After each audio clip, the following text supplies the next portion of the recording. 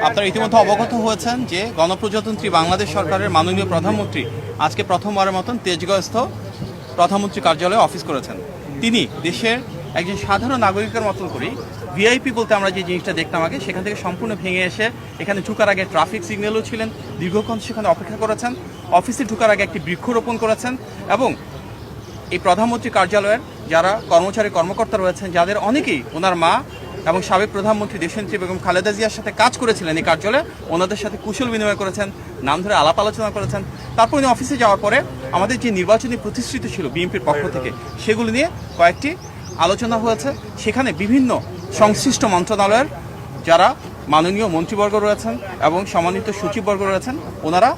সেখানে অবস্থান নিয়েছেন এবং ওনাদের যার যার অবস্থান থেকে কিভাবে এই পলিসিগুলো কার্যকর করা যাবে সেগুলো নিয়ে আলোচনা করেছেন। মূলত আজকে প্রথম যে মিটিংটা ছিল সেখানে মাননীয় প্রধানমন্ত্রী আলোচনা করেছিলেন আমাদের একটি নির্বাচনী প্রতিশ্রুতি, যেটি বিভিন্ন মসজিদের সম্মানিত খতিব সাহেব, সম্মানিত ইমাম সাহেব এবং সম্মানিত মুয়াজ্জিন সাহেব সহ অন্যান্য ধর্মের যারা রয়েছেন সেসব ধর্মগুরুদের জন্য আমাদের একটা প্রতিশ্রুতি ছিল যে মাসিক সম্মানী এবং উৎসব ভাতা প্রদান করা হবে এবং মাননীয় প্রধানমন্ত্রীর নির্দেশে একটি সিদ্ধান্ত গৃহীত হয়েছে যে ইনশাআল্লাহ এই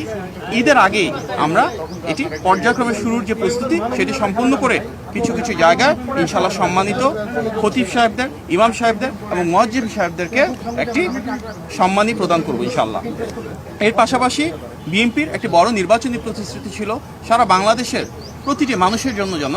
মেধার ভিত্তিতে বৈষম্যবিহীনভাবে আমরা কর্মসংস্থান সৃষ্টি করতে পারি। সরকারি চাকরির ক্ষেত্রে, বেসরকারি চাকরির ক্ষেত্রে, উদ্যোক্তা হিসেবে গড়ে ওঠার ক্ষেত্রে এবং বহির্বিশ্বে জনশক্তি রপ্তানির ক্ষেত্রে কিভাবে আমরা সবাইকে আরও দক্ষ এবং যোগ্য হিসেবে গড়ে তুলতে পারি, আমাদের শিক্ষা ব্যবস্থার প্রয়োজনীয় সংস্কারটুকু কীভাবে আনবো এবং তার মাধ্যমে আমাদের জনশক্তিকে কীভাবে কর্মক্ষম করে দ্রুততার সাথে তাদের জন্য অনেক বেশি চাকুরি এবং ব্যবসার সুব্যবস্থা করতে পারবো। তার জন্য প্রয়োজনীয় যে ডিরেগুলেশন প্রয়োজন, ব্যবসা বাণিজ্য এবং শিল্প কারখানার নীতিমালার প্রয়োজন রয়েছে সংস্কারের জন্য এবং টেকনিক্যাল এবং ভোকেশনাল এডুকেশনকে আরও কীভাবে প্রাধান্য দিব আমরা, বিদেশে বিভিন্ন দূতাবাস যারা রয়েছে এবং বাংলাদেশে বিদেশি যে দূতাবাস রয়েছে তাদের সাথে সমন্বয়ের মাধ্যমে কিভাবে আমাদের জনশক্তিকে আরও দক্ষ এবং যোগ্য করে বিদেশে পাঠাতে পারবো, এগুলি নিয়ে বিস্তারিত আলোচনা হয়েছে। সংশ্লিষ্ট যারা মন্ত্রীবর্গ রয়েছেন, সচিববর্গ রয়েছেন, ওনারা ওনাদের মূল্যবান মতামত প্রদান করেছেন এবং ইনশাল্লাহ খুব দ্রুততম সময়ের ভিতরে জনগণের প্রতি জবাবদিহিমূলক এই রাষ্ট্র ব্যবস্থা, জনগণের ভোটে নির্বাচিত সরকার আমাদের মাননীয় প্রধানমন্ত্রীর নেতৃত্বে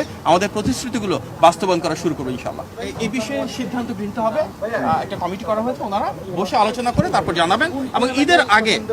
এগুলি নিয়ে আলোচনা হচ্ছে টেকনিক্যাল টিম এবং বিভিন্ন মন্ত্রণালয়ের আন্তঃমন্ত্রণালয়ে আলাপ আলোচনার মাধ্যমে এগুলো সিদ্ধান্ত হবে। মির্শা আলম ভাই এখানে আছেন, উনিও সেই কমিটির একজন গুরুত্বপূর্ণ সদস্য, ওনারা পরবর্তীতে এই বিষয়ে অবহিত করবে। তবে আমরা আপনাকে আশ্বস্ত করতে চাই নির্বাচনের আগে বেশ কিছু জায়গায় ইনশাল্লাহ এই কার্যক্রম আনুষ্ঠানিক